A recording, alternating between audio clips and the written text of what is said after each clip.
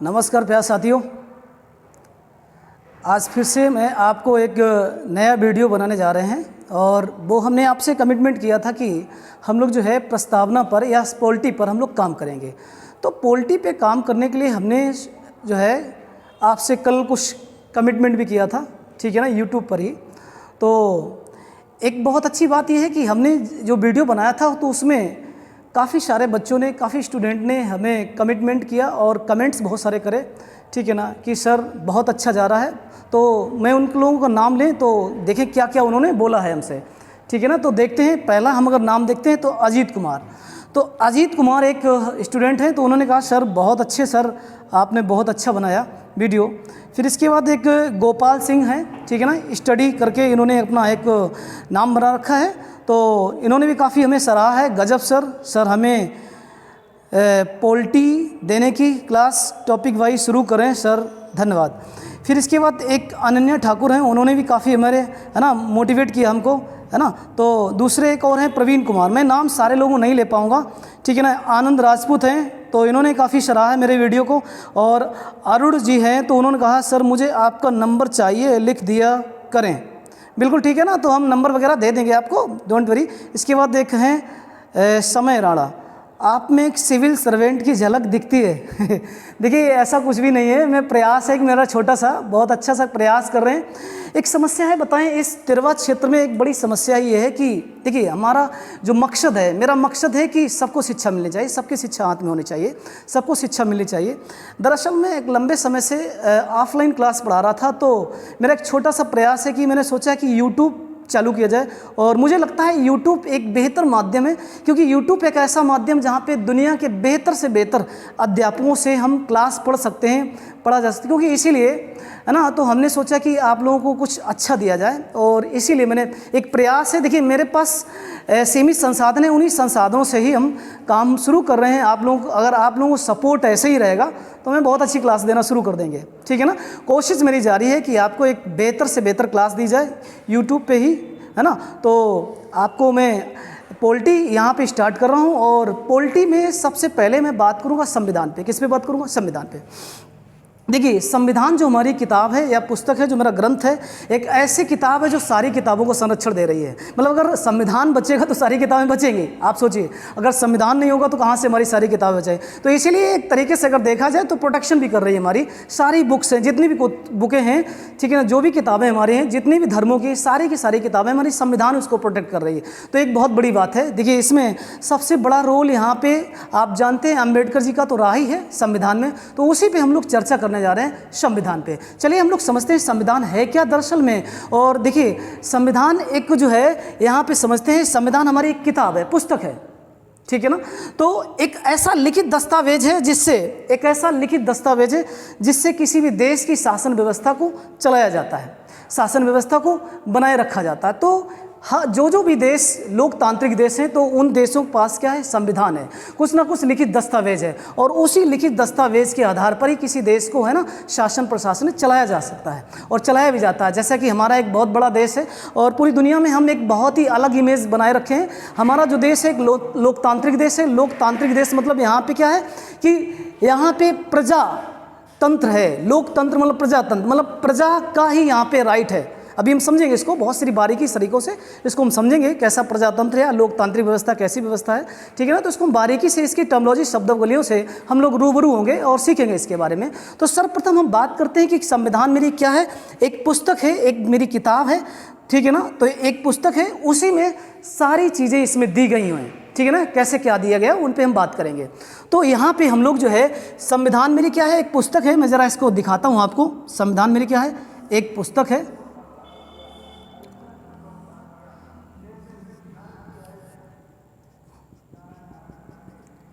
संविधान मेरी एक पुस्तक है, ठीक है ना, आपको दिख रही। संविधान मेरी क्या है? एक किताब है, संविधान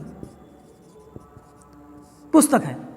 इस संविधान, जब ये पुस्तक बनाई गई है, इसको जब बहुत सारे लोगों ने इसमें काम किया है। आपको पता है कि जब हमारा संविधान बनना शुरू हुआ था तो इसमें शुरुआती दौर में क्या हुआ था कि जो हमारे 562 रजवाड़े थे भारत में, तो 562 रजवाड़ों को जब विलय किया गया, तो बाद में जब विलय किया गया तो इसमें सबसे बड़ा पटेल जी का रोल रहा है और 3 ऐसे जो हमारी रियासतें रहीं वो काफ़ी डिस्टर्ब हो गई थी। आपको पता है, एक हैदराबाद है, एक जूनागढ़ है, और एक हमारा जम्मू कश्मीर का मामला, जो आज भी हमारा, देखिए जम्मू कश्मीर मसला सेटल हो गया है। 370 अनुच्छेद 35A इन चीज़ों को, ठीक है ना, चेंज कर दिया गया है। हमारा एक पूरी तरीके से भारत में जम्मू कश्मीर को विलय कर दिया है। लेकिन अभी भी पाकिस्तान है ना, जो पाकिस्तान है वो अभी भी हमारे भारत को एक दूसरी नज़र से देखता है, एक खुन्नस, एक गुस्से, एक गुस्ताखी, एक दुश्मनी से देखता है। तो उसकी मंशा बदलने वाली नहीं है, क्योंकि लोग हैं ना तो वो बदलने वाले नहीं। समाज में भी ऐसे लोग होते हैं तो वो भी नहीं बदलना चाहते, लेकिन वक्त आएगा तो बदल जाता है। तो एक बहुत बड़ा अच्छा ये काम हुआ जो 2019 में काम किया गया कि जम्मू कश्मीर को भारत में पूर्णतः विलय कर दिया गया। तो 562 रजवाड़े हुआ करती थी। तो जब विलय हो गया तो हमारा भारत आज़ाद हुआ। जब आज़ाद हुआ तो उसी समय आज़ादी से कुछ पहले ही हमारे यहाँ, ठीक है ना, संविधान सभा जो है बैठी, और उसमें जो पहली बैठक हुई थी वो 9 दिसंबर, फिर 11 दिसंबर, फिर 13 दिसंबर 1946 को। तो जब हमारा संविधान जब बनना शुरू हुआ तो उसमें काफ़ी लंबा समय लगा। जैसा आप जानते हैं कि 2 वर्ष 11 महीना 18 दिन इसका समय लगा। तो इसमें सबसे बड़ा रोल आपको पता ही है, अम्बेडकर जी का बहुत बड़ा योगदान रहा है। तो मैं उसी की चर्चा कर रहा हूँ, इस संविधान की चर्चा कर रहा हूँ। और उसमें देखते हैं कि संविधान हमारी एक पुस्तक है, हमारी किताब है। तो उसमें ऐसा ना कुछ नियमावली बनाई गई, कुछ चीज़ें बनाई गई, कुछ कंटेंट बनाया गया, कुछ इस तरीके से चीज़ें डाली गई जिससे कि हमारा संविधान है ना बनाया गया। तो उसके आधार पर कैसे हमें देश को चलाना है। तो सबसे पहली बात है, इसमें हमारा जो संविधान है तो उसमें कोई भी पुस्तक होती है जब आप देखेंगे तो उसमें भाग होते हैं, डिवाइड होते हैं, ठीक है ना, डिवीजन होते हैं, इसमें भाग होते हैं। तो इसमें भी डिवीजन है, ठीक है ना। तो इसमें कितने भाग हैं? 22 भाग हैं। कितने भाग हैं? 22 भाग हैं। मैं बात कर रहा हूं जब हमारा संविधान बन के तैयार हुआ तो उस समय हमारे संविधान में 22 भाग हुआ करते थे। अर्थात हम मूल संविधान की बात करें, हम वर्तमान समय की बात नहीं कर रहा हूं, क्योंकि मूल संविधान में हमारे यहाँ कितने भाग थे? 22 भाग थे। लेकिन वर्तमान काल में देखें तो कितने भाग हैं? 25 भाग हैं। देखिए यहाँ पे भाग नहीं बढ़ रहे हैं, बट कि उनके जो है भाग में चीज़ें कनेक्ट करके, सब आर्टिकल करके या सब, ठीक है ना, यहाँ पे भाग करके इनको जोड़ा गया। जैसे अगर आप देखें तो भाग 4 है और 4 का बना दिया गया, 9 का है, 9 खा बना दिया। कोई नया भाग नहीं बनाया गया। मेरी बात समझे। ऐसे आर्टिकल को भी देखेंगे तो आर्टिकल भी सब आर्टिकल बनाए गए। जैसे ना 19 अगर देखेंगे, अगर आप फंडामेंटल राइट में देखेंगे तो अनुच्छेद 19 है तो वो कई सब आर्टिकलों में डिवीज़न है। उसमें कुछ चीज़ें हटा दी भी गई थी बाद में, ठीक है ना, 9F वगैरह हटा दिया गया था, ठीक है ना। जो हमारा विधिक अधिकार बनाया गया, ठीक है ना, जो हमारा संपत्ति का अधिकार था उसको जो है हटा के, ठीक है ना, उसको संशोधन करके हमने उसको 300 का में रख दिया, भाग 12 में रख दिया जाके, ठीक है ना। 300 का में उसको विधि का कानून बना दिया, क्योंकि एक हमारा राइट था, संपत्ति का अधिकार हमारा एक मौलिक अधिकार था। मौलिक अधिकार मतलब मिलना जरूरी है, तो उस पर बात करेंगे हम, बिल्कुल, ठीक है ना। तो यहाँ पे 25 भाग हैं वर्तमान काल में, बिल्कुल सही समझ में। तो कोई किताब है उसमें 22 भाग हैं। मूल संविधान में कितने भाग हैं? 22 भाग हैं। वर्तमान काल में कितने हैं? 25 भाग हैं। समझ में आ रहा होगा आपको, ठीक है ना, अच्छे से। इसके बाद अगर हम दूसरी बात करें, ठीक है ना, ये जो हमारे 22 भाग हैं उस समय की बात करें तो ये 395 अनुच्छेदों में बटे थे और बटे हैं आज भी, ठीक है ना। तो हमारा जो 22 भाग हैं उस 22 भागों में अनुच्छेद कितने हैं? आर्टिकल, मतलब जो हमारे कानून हैं, जो हमारी कानून व्यवस्थाएं हैं, उसको हमने एज ए नंबर में, डिजिट में, है ना, तब्दील कर रखा है। ये बात आप समझ रहे हैं अच्छे से। तो नंबर में हमने तब्दील कर रखा, अर्थात 395 आर्टिकल हमारा मूल संविधान में। लेकिन वर्तमान काल में देखें तो इसमें 448 अनुच्छेद हैं। कितने अनुच्छेद हैं वर्तमान काल में? अगर देखें करेंटली, अगर देखें तो यहाँ पे 448 अनुच्छेद हैं, ठीक है ना। इतनी बात आपको समझ में आई अच्छे से? आगे समझते हैं। इसके बाद हम दूसरी चीज़ देखते हैं। देखिए, अगर कोई किताब है तो उसमें भाग हैं, और भाग से पहले एक चीज़ और है, ध्यान दीजिए। एक भाग से पहले एक चीज़ और है, वो है मेरी किसी भी किताब अगर खोलेंगे तो उसका सबसे पहला पेज देखेंगे तो उसमें प्रस्तावना आएगा, प्रियम्बल आएगा, उद्देशिका जिसे कहते हैं। मतलब ये होता है जब कोई किताब नॉर्मली मार्केट्स खरीदते हैं तो प्रियम्बल का मतलब होता है जिस भी राइटर की हम बुक पढ़ने जाते हैं तो राइटर क्या सोचता है, कैसे सोचता है, या उसका कितना लेवल है। तो ये सारी चीज़ें हम वहाँ से रूबरू हो जाते हैं, वहाँ से हमें पता चलती हैं। तो इसलिए किसी किताब में शुरुआती अगर खोलेंगे तो उसमें प्रस्तावना होगा। क्या होगा? प्रस्तावना होगा। ध्यान दीजिए, प्रस्तावना। समझ मारा अच्छे से? आप लोगों को समझ मारा? प्रस्तावना, ठीक है ना। प्रियम्बल तो प्रीफेस जिसे इंग्लिश में कहते हैं, या प्रियम्बल कहते हैं, जिसे उद्देशिका कहते हैं। मतलब प्रियम्बल, प्रस्तावना या उद्देशिका मतलब भूमिका। देखिए, किसी भी चीज़ अगर किताब पढ़ेंगे तो उसमें भूमिका क्या है। देखिए, यहाँ पे एक बात समझिए आप लोग, बहुत इंपॉर्टेंट चीज़ बता रहे हैं। अगर हम प्रस्तावना पढ़ें और पूरा संविधान पढ़ रहे हैं तो कोई मतलब नहीं बनता है कि हमने संविधान पढ़ लिया। देखिए, पूरे संविधान में प्रस्तावना की झलक दिखती है। पूरा संविधान देखिए, इसके एक एक शब्द बहुत इंपॉर्टेंट है आपके एग्जाम के लिए। एक एक अगर आपने प्रस्तावना पढ़ लिया तो आगे की जो मेरी जर्नी रहेगी पॉलिटी की वो बहुत ही आसान लगेगी आपको, ठीक है ना। इतनी बात समझ में आ रही है आपको, समझ में आ रही है आपको, आगे बढ़ रहे हैं, ठीक है ना। तो इसमें प्रस्तावना देखते हैं, तो प्रस्तावना में हमें क्या देखना है, इसकी झलक देखना पूरे संविधान की। तो क्या हमारा मौलिक ढांचा है हमारे संविधान का, हमारा जो मौलिक ढांचा है, जो बेसिक मेरा इंस्ट्रक्चर है, मेरा जो बेसिक ढांचा है मेरा संविधान का, वो बहुत ही इंपॉर्टेंट है, वो हमारी प्रस्तावना में दिया गया है, ठीक है ना। इस बात को ध्यान रखना, हमारी जो प्रस्तावना है तो उसमें संशोधन हमारा अभी एक ही बार हुआ है, हमारा जो संशोधन हुआ वो भी एक ही बार हुआ है हमारी प्रस्तावना में, ठीक है ना। जैसा आप जानते हैं 42वां संविधान 1976 में हुआ है, ठीक है ना। चलिए आगे बढ़ते हैं। तो प्रस्तावना हम समझेंगे, इसके साथ ही साथ अगर मेरी संविधान की किताब है तो उसमें अनुसूचियाँ दी होंगी, बिल्कुल। जब हमारा संविधान बना था उस समय अनुसूचियाँ 8 थी, केवल कितनी थी, 8। तो आप समझ गए होंगे अनुसूचियाँ कितनी थी मूल संविधान में 8 अनुसूचियाँ थी। अनुसूची का मतलब पीछे, तो हमारी जो पुस्तक उसमें कुछ चीज़ें पीछे हमने दे रखी हैं। तो अनु मतलब होता पीछे, तो सूची, कुछ सूची हमने पीछे भी दे रखी हैं, ठीक है ना, हमारे संविधान के द्वारा, ठीक है ना। हमारे संविधान में जो अनुसूचियाँ दी हुई हैं उससे हमारे देश को कैसे चलाना, उसमें कुछ चीज़ें हमने बैक में डाल रखी हैं, जिससे हमें आगे आने वाले समय में चीज़ें, हमें अगर कुछ चीज़ें बढ़ रही हैं, जैसे मान लीजिए हमने यहाँ पे अनुसूची 8 अगर ले लें तो भाषा के बारे में, तो भाषा अगर, ठीक है ना, भाषा अगर मेरी कोई बढ़ेगी, राजकीय भाषा या जो भी मेरी भाषाएं बढ़ेंगी, ठीक है ना, तो उन भाषाओं को हम 8 में डालते जाएंगे, ठीक है ना। इसके बाद अगर बात करें, अगर आगे चल के बात करें तो अनुसूची 9 भी है, क्योंकि वर्तमान काल में अगर देखें तो 12 अनुसूचियाँ हैं। कितनी अनुसूचियाँ हैं, 12 अनुसूचियाँ हैं। मतलब कहने का मतलब है कि हमारा जो मूल संविधान था उसमें 8 अनुसूचियाँ थी। बाद में हमने क्या किया कि जब हम 1951 में, ध्यान दीजिए, 26 जनवरी 1950 को हमारा संविधान लागू हुआ, लेकिन उससे पहले हमारा संविधान में कुछ चीज़ें लागू हो चुकी थी। आपको पता है, अगर हम बात करें तो हमारा जो 26 नवंबर 1949 को जो हमारा संविधान बन के तैयार हुआ था, तो उस समय 16 अनुच्छेद लागू हो चुके थे। आप इस चीज़ को ध्यान रखिए, बिल्कुल, ठीक है ना। लेकिन हमें अक्सर हम किताबों क्या पढ़ते हैं, बिल्कुल दिया होता है कि हमारा संविधान लागू कब हुआ, 26 जनवरी 1950 को लागू हुआ, ठीक है ना। इतनी बात समझ में आई। तो यहाँ पे हमारा जो वर्तमान काल में अगर देखें तो हमारी अनुसूचियाँ कितनी हैं, 12 हैं, मतलब 4 और बढ़ा देंगे। क्या बढ़ा देंगे, 4 बढ़ा देंगे। जैसे जैसे देखिए अनुसूचियाँ बढ़ाने की हमें ज़रूरत क्यों पड़ी, एक बड़ी कहानी है कि जैसे कि अगर जैसे जैसे देश की जनसंख्या बढ़ेगी, देश की पॉपुलेशन बढ़ेगी, तो वैसे वैसे हमें चीज़ें ज़रूरत पड़ेगी चेंजमेंट करने के लिए। तो यहाँ पे जो 9वीं अनुसूची अगर देखें, 9 देखें, ठीक है ना, 10, 11, 12, तो इसमें मैन में अगर देखें तो इंपॉर्टेंट आपके एग्जाम के लिए जो इंपॉर्टेंट है वो देख लेते हैं। तो उसमें सबसे पहले अगर देखें 6 बहुत इंपॉर्टेंट है।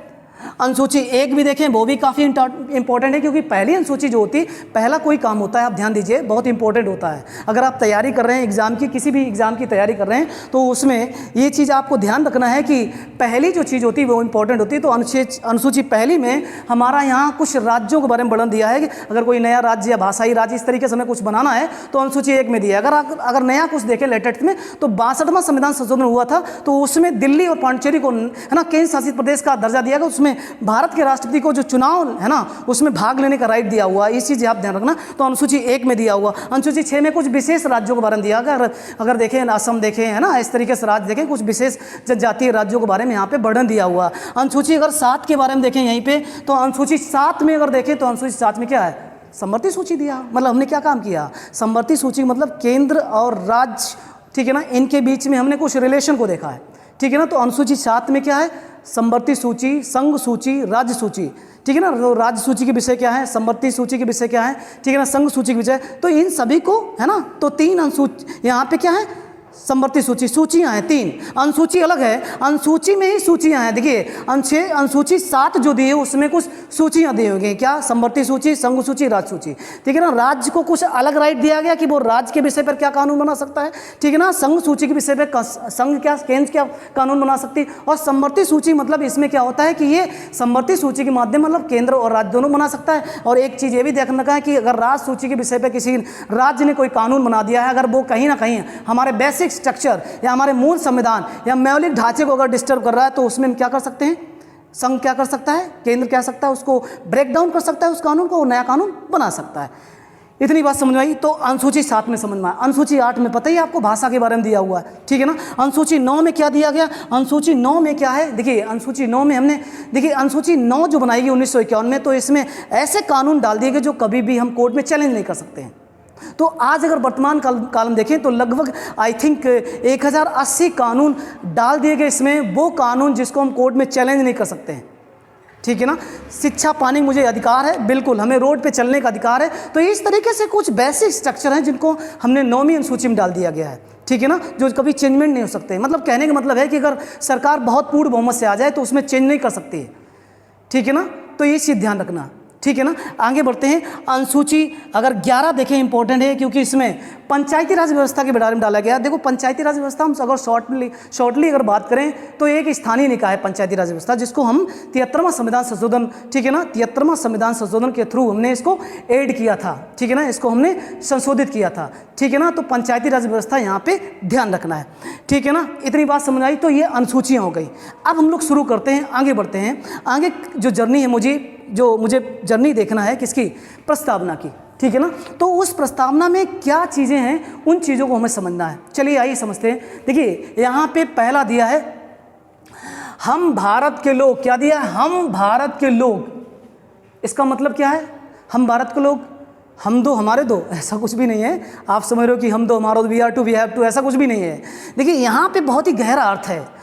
हम भारत के लोग मतलब हम मतलब जनता, भारत की जनता, हम भारत के लोग, भारत की जनता। ध्यान दीजिए, यहीं से हमारा कॉन्सेप्ट, यहीं से इंडिया या भारत की, है ना, मूल संविधान की चीज़ें आपको नज़र आने लगी हैं, ठीक है ना। तो हम भारत के लोग भारत को क्या, संपूर्ण प्रभु संपन्न। ध्यान दीजिए, संपूर्ण प्रभु संपन्न। तो ये जो शब्द दिया है, हम भारत के लोग भारत को, यहीं से क्वेश्चन बन जाएगा। यहाँ देखें, अगर नज़र डालें तो हम भारत के लोग भारत को, तो भारत 2 बार इस शब्द यूज भी आया इसमें। किसमें बार, कितने बार भारत शब्द आया इसमें? 2 बार शब्द आया भारत। देख लीजिए, हम भारत के लोग भारत को, ठीक है ना। हम माने भारत की जनता, ठीक है ना। क्योंकि देखिए एक बात समझो, यहाँ पे अगर आपसे एक क्वेश्चन किया जाए, भारत में सबसे ऊपर कौन है? क्या सुप्रीम कोर्ट, राष्ट्रपति, ठीक है ना। तो इसमें सबसे ऊपर क्या है? हमारा संविधान है। सबसे ऊपर क्या है? संविधान। और इस संविधान को शक्ति देने वाला कौन है? हम और आप लोग इसको शक्ति देने वाले हैं। यही तो हम पढ़ते हैं लोकतंत्र में व्यवस्था में। क्या होता है कि यहाँ पे हम लोग लोकतंत्र व्यवस्था मतलब जनता के लिए शासन, जनता का शासन, जनता के द्वारा शासन। मेरी बात समझ रही? लोकतंत्र का मतलब यही है। आगे जो कॉन्सेप्ट हम समझेंगे इसमें, लोकतांत्रिक व्यवस्था जो है ना भारत की, लोकतांत्रिक व्यवस्था, उसको समझेंगे। तो यहाँ भारत के लोग भारत को क्या, संपूर्ण प्रभु संपन्न। देखिए ध्यान दीजिए, एक शब्द दिया हुआ है संपूर्ण प्रभु, इसका बहुत ही गहरा अर्थ है। इसका गहरा अर्थ क्या है वो समझते हैं। भारत एक संपूर्ण प्रभु संपन्न है। इसका मतलब क्या है? हम संपन्न, इसका मतलब ये नहीं संपन्न हमारा भारत है। अगर मुझे कुछ भी कानून बनाना, जैसे हम भारत आज़ाद हो गया, तो आज़ादी के बाद हम किसी व्यक्ति से, किसी पड़ोसी मुल्क से ये नहीं पूछने गए कि हमें शासन व्यवस्था क्या बनाना है, क्या उसका बेसिक स्ट्रक्चर है ना बनाना है, हमें इसके बारे में कुछ भी नहीं पूछने जाते हैं। क्योंकि हम इतने सशक्त हो चुके हैं कि अपना खुद का संविधान बना सकते हैं, हम अपने खुद के कानून बना सकते हैं, हम अपनी खुद की प्रेम्बल बना सकते हैं, हम अपने खुद के फंडामेंटल राइट बना सकते हैं। ये सारे के सारे क्या हमें दर्शाती हैं? संपूर्ण प्रभु संपन्न। मतलब हम खुद बना सकते हैं, बहुत सारे अपने नियम कानून कायदे सारे बना सकते हैं। ये किसके अंतर्गत आता है? संपूर्ण प्रभु संपन्न के अंतर्गत आता है। आपको याद रखना है, ठीक है ना। दूसरा शब्द है समाजवादी। ध्यान दीजिए, दूसरा शब्द क्या है? समाजवादी। देखिए इसको अगर समझें तो बहुत ही एक बेसिक यूनिट से अगर समझें तो समाजवादी एक इसका अपोजिट कंसेप्ट है पूंजीवादी। तो हमने पूंजीवादी कंसेप्ट नहीं अपनाया है। गांधी जी को याद करो तो गांधी जी इसके बहुत ही विरोधी थे पूंजीवादी के, क्योंकि हमने एक संविधान में एक ऐसा शब्द डाला है समाजवादी। मतलब यहाँ पे क्या हो, हमने क्या दिया उल्ट, ऐसा ना हो जाए पूंजीवादी मतलब क्या हो जाए कि एक तरफ गरीब गरीब होते चले जाएं और अमीर अमीर होते चले जाएं। हमने इस खाई को पाटने के लिए समाजवादी कंसेप्ट अपनाया। क्या अपनाया हमने? समाजवादी कंसेप्ट अपनाया कि अमीर अमीर ना होता जाए, गरीब गरीब ना होता जाए। जैसे अभी करंट में हम लोग पढ़ रहे थे, 1-2 साल पहले आ रहा था कि भारत में एक डाटा आया था, कुछ मैगजीन छाप रही थी कि भारत में 1% लोगों के पास 1% लोगों के पास कितना 73% धन है। ध्यान समझना, भारत में 1% लोगों के पास क्या है? देखिए ये एक तरीके से देखा जाए तो हमारे समाजवादी पर एक तरीके से देखा जाए तो बहुत ही गहरा आघात है।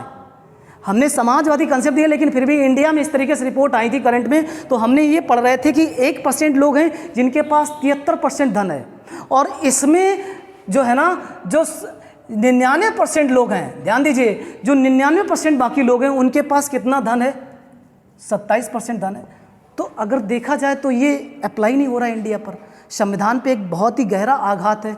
तो इसके लिए हमें सारे इंस्टीट्यूशंस को, या हमारी जो संवैधानिक पीठ है, या जो हमारा संविधान है, तो उसमें जो संसद है, इसके लिए कुछ ना कुछ करना चाहिए, ठीक है ना। ये हमारा विषय नहीं है, ठीक है ना, तो ये संसद का विषय है, ठीक है ना। तो हमने एक चीज़ आपको समझाई, समाजवादी कंसेप्ट, हमने पूंजीवादी कंसेप्ट नहीं अपनाया। देखिए ये समाजवादी जो कंसेप्ट आया कहाँ से, थोड़ा सा अगर हम नज़र डालते हैं अपने अर्थव्यवस्था पर, तो जब शुरू में क्या हो रहा था कि अमेरिका में पूंजीवादी कंसेप्ट उत्पन्न हुआ और रशिया में क्या हुआ, समाजवादी कंसेप्ट हुआ। तो समाजवादी और पूंजीवादी में काफ़ी लंबे समय तक शीतवार चलता रहा। तो उसी समय भारत आज़ाद हुआ, तो भारत जब आज़ाद हुआ तो भारत के पास क्या मिला था गिफ्ट में, भुखमरी, अर्थव्यवस्था बहुत कमज़ोर थी, क्योंकि जब मुझे आज़ादी मिली तब मेरे पास मेरी जीडीपी 3% हुआ करती थी, ठीक है ना। तो इतने ज़्यादा हम आर्थिक रूप से विकलांग थे। तो इसीलिए हमें अमेरिका से भी दुश्मनी नहीं लेना था और मुझे रशिया से दुश्मनी लेना था। इसीलिए मैंने बीच का रास्ता अपनाया, समाजवादी कंसेप्ट अपनाया, ठीक है ना। तो हमारी एक अर्थव्यवस्था देखी जाए कैसी है, समाजवादी है, जिसमें जो है निजी स्वामित्व भी है और सरकार का भी स्वामित्व है, ठीक है ना। तो इस तरीके से हमने कंसेप्ट अपनाया, आप इसको याद रखेंगे, समझ में आया। आगे बढ़ने, फिर अगला एक टर्मिनोलॉजी यूज हो रही है, क्या, एक अगला शब्दावली धर्मनिरपेक्ष। देखिए धर्मनिरपेक्ष का मतलब क्या है, सेकुलर। भारत कैसा देश है, एक सेकुलर कंट्री। भारत कैसी कंट्री है, एक सेकुलर कंट्री है, धर्मनिरपेक्ष है। मैंने किसी भी धर्म को तवज्जो नहीं दिया, हमने कोई धर्म नहीं अपनाया, संविधान के अकॉर्डिंग बात कर रहे हैं, ठीक है ना। हमने एक ऐसा धर्म अपनाया सबसे ऊपर, सब धर्मों का एक धर्म। देखिए एक बात समझो, अगर हम देखें हिंदू धर्म में है ना दिवाली की छुट्टी होती है और मुस्लिमों में ईद की छुट्टी होती है, ठीक है ना। तो हमने ये क्या है, धर्मनिरपेक्ष। यहाँ पे धर्म की आज़ादी सभी के लिए बराबर है, ठीक है ना, सभी का ये एक धर्म है, एक जैसा यहाँ पे पॉलिसी है, ठीक है ना। दूसरी बात समझेंगे लोकतांत्रिक। अभी हमने क्या बताया था, भारत एक ऐसा देश है, लोकतांत्रिक देश है, ठीक है ना। पूरी दुनिया में भारत एक लोकतांत्रिक देश, लेकिन जनसंख्या में अगर देखा जाए तो चाइना आगे। लेकिन चाइना में ऐसा नहीं, चाइना में वन पार्टी रूल है, कम्युनिस्ट पार्टी अब चाइना है वहाँ की। तो वहाँ पे रूल है बेटा, क्या रूल है, रूल ये है कि अगर कोई व्यक्ति उस पार्टी से जुड़ता है तो उससे एक लिखित दस्तावेज में लिखवाया जाए कि आप लिखो मैं नास्तिक हूँ, मैं धर्म में विश्वास नहीं रखता हूँ। तो ऐसी व्यवस्था उसके यहाँ दी गई है। लेकिन वो लोकतांत्रिक नहीं है, क्योंकि वन पार्टी रूल चलता है चाइना में, आप समझ रहे होंगे। लेकिन भारत एक ऐसा देश है लोकतांत्रिक दिवस, मतलब यहाँ अगर देखें लोकतांत्रिक मतलब क्या होता है कि यहाँ पे चाहे धीरूभाई अंबानी हो, चाहे रिक्शा चलाने वाला हो, सभी की वोट की वैल्यू एक ही है। अम्बेडकर साहब का एक कथन है, वन वोट वन वैल्यू। चाहे वो रिक्शा चलाने वाला हो, चाहे वो आपका धीरूभाई अंबानी हो, चाहे कितना भी करोड़, सभी की वोट की वैल्यू। लेकिन अगर हम थोड़ा सा नज़र इसके इतिहास पे डालें तो एक चीज़ नज़र आती है, शुरू में जब हम इंडिया जो है गुलामी से उभरा था तो यहाँ पे कुछ चीज़ें ऐसी चल रही थी कि इंडिया गुलामी नहीं, पहले भी अगर बात करें तो यहाँ पे वोट हमें देने का राइट उन्हीं का था जो एजुकेशन या शिक्षित लोग हुआ करते। लेकिन बाद में भी चेंजमेंट किया गया, तो ऐसा ब्रिटेन में भी चल रहा था कि वहाँ पर भी ऐसा चल रहा था कुछ, ठीक है ना, इतिहास में। तो जो एजुकेशन लोग हैं उन्हीं को वोट देने का था, राइट। लेकिन हमारे यहाँ भारत में लोकतांत्रिक देश है, इसमें जनता के लिए शासन, जनता का शासन, जनता के द्वारा शासन। ध्यान दीजिए मेरे शब्दों पे। तो ये हमारी अवधारणा है, ऐसा हमने कंसेप्ट अपना है, लोकतांत्रिक देश है भारत, ठीक है ना। तो आप अक्सर न्यूज़ में पढ़ते होंगे कि लोकतंत्र खतरे में है, तमाम बातें आती रहती होंगी, न्यूज़ में देखेंगे, ठीक है ना, लोकतंत्र खतरे में। तो ऐसी चीज़ें आप चलती रहती हैं। अगला बेटा कंसेप्ट है गणराज्य। गणराज्य का मतलब क्या है, गणराज्य का मतलब है एक ऐसा देश जिसका एक राष्ट्राध्यक्ष हो। क्या हो, गणराज्य का मतलब क्या है, एक ऐसा देश जिसका राष्ट्राध्यक्ष हो, वो भी वंशानुगत नहीं होना चाहिए, मतलब कहने का मतलब है कि अगर आप मान लीजिए किसी व्यक्ति को वो राष्ट्रपति बन गया और उसका लड़का भी राष्ट्रपति बन जाए, ठीक है ना, तो ऐसी व्यवस्था हमारे संविधान में नहीं दी गई है। हमारे संविधान में वंशानुगत सिस्टम नहीं है। और दूसरी बात इंपॉर्टेंट है कि यहाँ पे जो भी राष्ट्राध्यक्ष होगा वो अप्रत्यक्ष रूप से चुना जाएगा। कैसे चुना जाएगा, अप्रत्यक्ष रूप से चुना है। तो ये गणराज्य का अर्थ है। यहाँ पे गणराज्य का मतलब यहाँ राज्य नहीं है, ठीक है ना, कि राज्यों का गढ़ नहीं है, ठीक है ना, हमारी बात समझ रहे कि यहाँ एक ऐसा देश जिसका एक राष्ट्राध्यक्ष हो, वो भी वंशानुगत नहीं होना चाहिए, ठीक है ना। तो इस बात को आप समझ गए होंगे।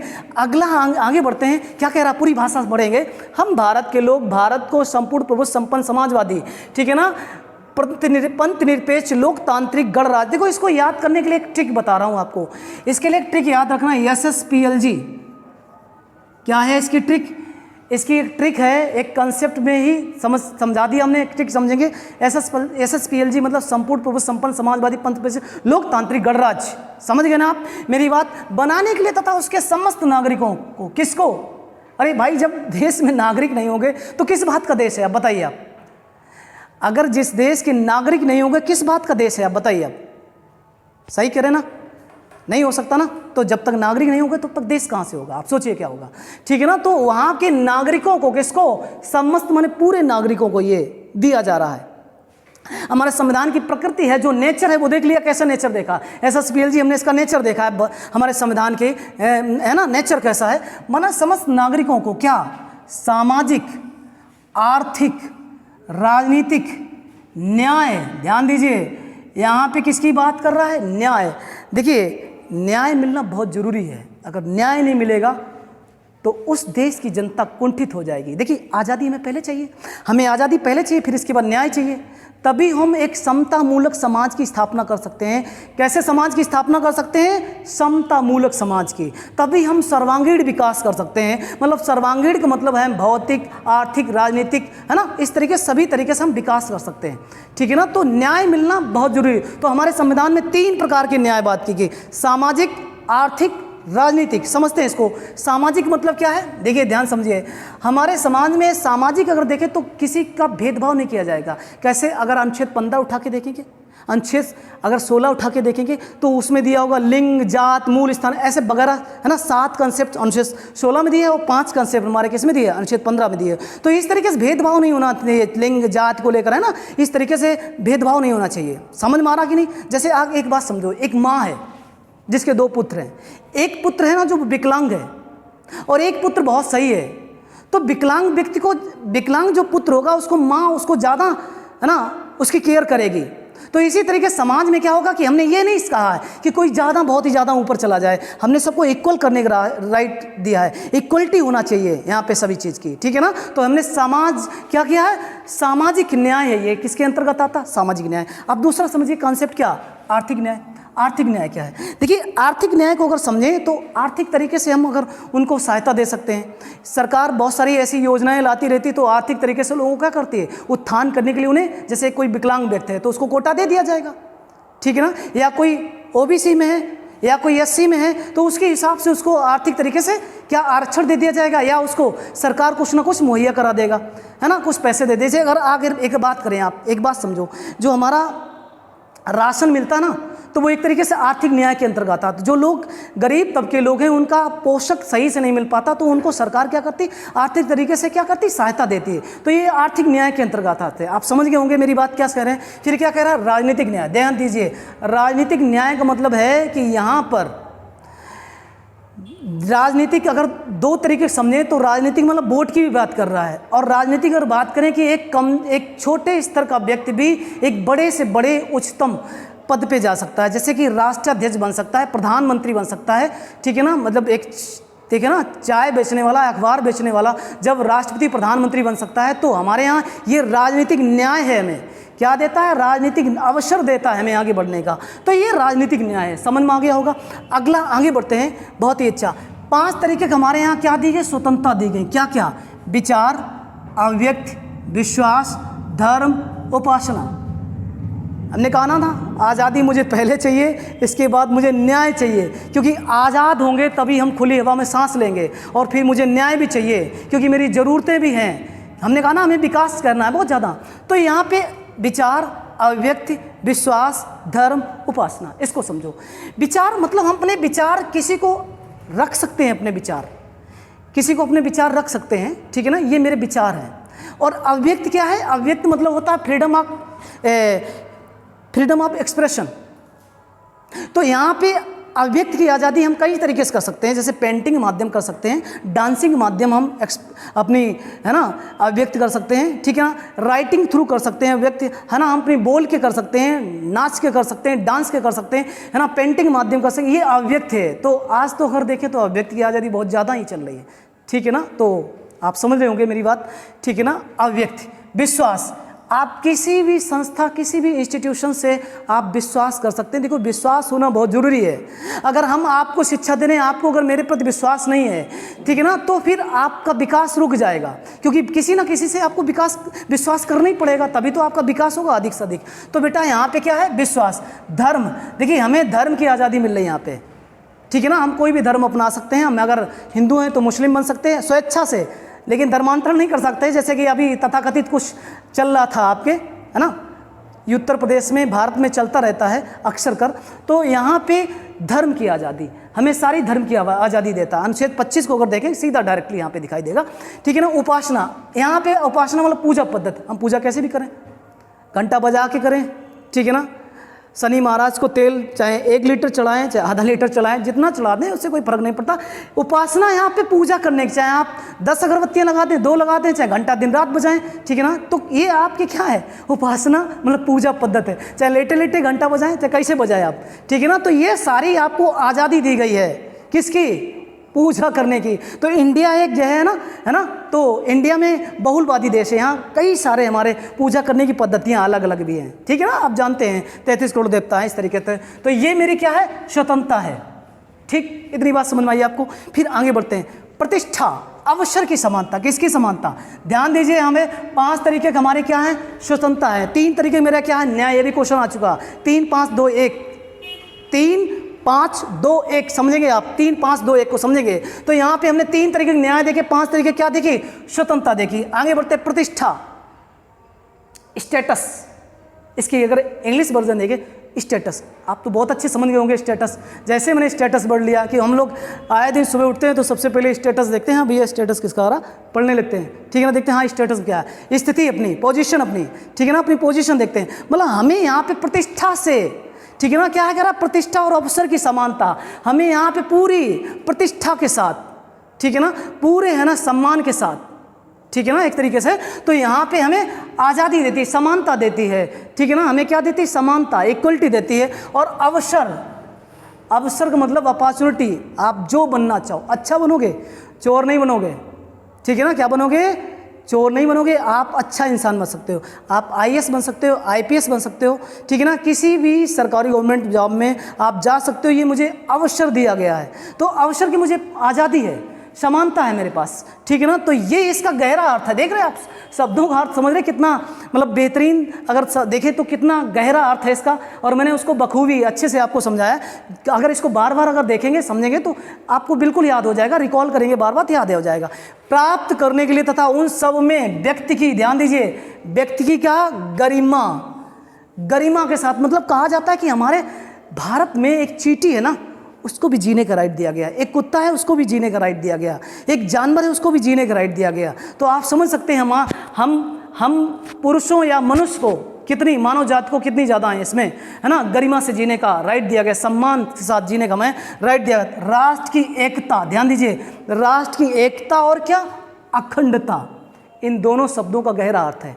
एकता, भारत एक बहुलवादी देश है, फिर भी एक है, क्योंकि एकता एक मौलिक संकल्पना है। क्या है?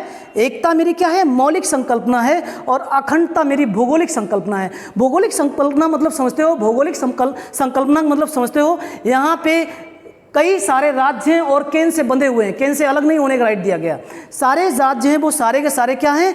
केंद्र से बंधे हुए हैं, अखंड नहीं हो सकते हैं, टूट नहीं सकते हैं। ये मेरा बेसिक स्ट्रक्चर है, ध्यान दीजिए। तो ये ध्यान रखना, अखंड भारत है। कैसा भारत है? अखंड भारत, जिसके कोई खंड नहीं हो सकते, ठीक है ना। हमारे यहाँ एकल नागरिकता है, हमारे यहाँ दोहरी नागरिकता नहीं है। हमारे यहाँ क्या है? एकल। अमेरिका में कैसी है? दोहरी नागरिकता है, राज्यों को भी राइट है और केंद्र को भी राइट है। हमारे यहाँ क्या है कि एकल नागरिकता हमने अपनाया। तो भारत एक अखंड भारत है। तो एकता मेरी मौलिक संकल्पना है, अखंडता मेरी भौगोलिक संकल्पना है। आप याद रखेंगे तो अखंडता आप समझ में आ गया होगा। आगे बढ़ते हैं। सुनिश्चित करने वाले, क्या? सुनिश्चित, क्लियर, शटली, ठीक है ना, करने वाली बंधुता। ध्यान दीजिए, हमने बताया था 3 5 2 1 याद करने की जरूरत है, यहाँ जरूरत पड़ रही है।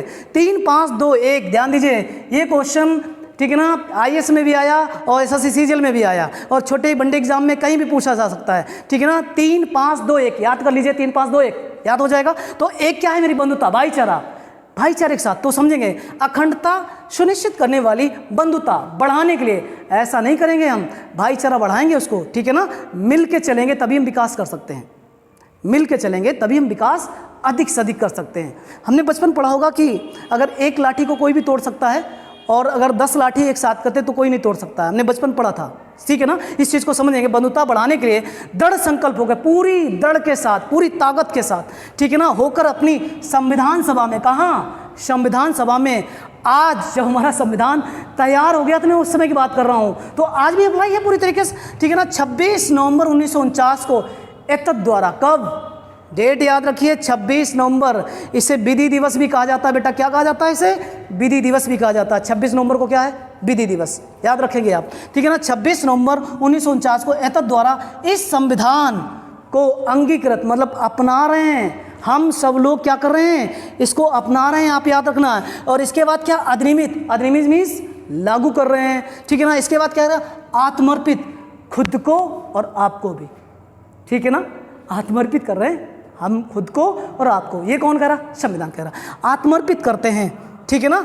इतनी बात आपको समझ में आ गई अच्छे से, ठीक है ना। तो इसके जो भी आगे जो इसका आगे भी रहेगा, अभी कंप्लीट नहीं हुआ है, ठीक है ना। इसमें जो भी आगे की चीज़ें रहेंगी, मतलब इसमें कुछ हम कोटेशन या कुछ ऐसे शब्दावलियाँ है ना, अभी बहुत सारी बातें करना है, इसमें बहुत सारी बातें हैं, ठीक है ना। तो उस पर हम बात करेंगे। तो आप लोग जो है बस पढ़ते रहिए, बिंदास तरीके से लगे रहिए, और अगर आप देखिए लगातार अगर सतत प्रयास करेंगे तभी सफलता मिलेगी। लगे रहिए बराबर एकदम ज़बरदस्त तरीके से, ठीक है ना। तो आप इतना शेयर करो, इतना शेयर करो, इतना शेयर करो कि लोगों में है ना ये मेरा मैसेज पहुंच जाए कि तिरवा में आरवी सर आपको पढ़ाने के लिए आ चुके हैं और आपको सेलेक्ट कराने के लिए आ चुके हैं, ठीक है ना। तो ज़बरदस्त शेयर करो, ठीक है ना, दबा के, ठीक है ना। जय हिंद।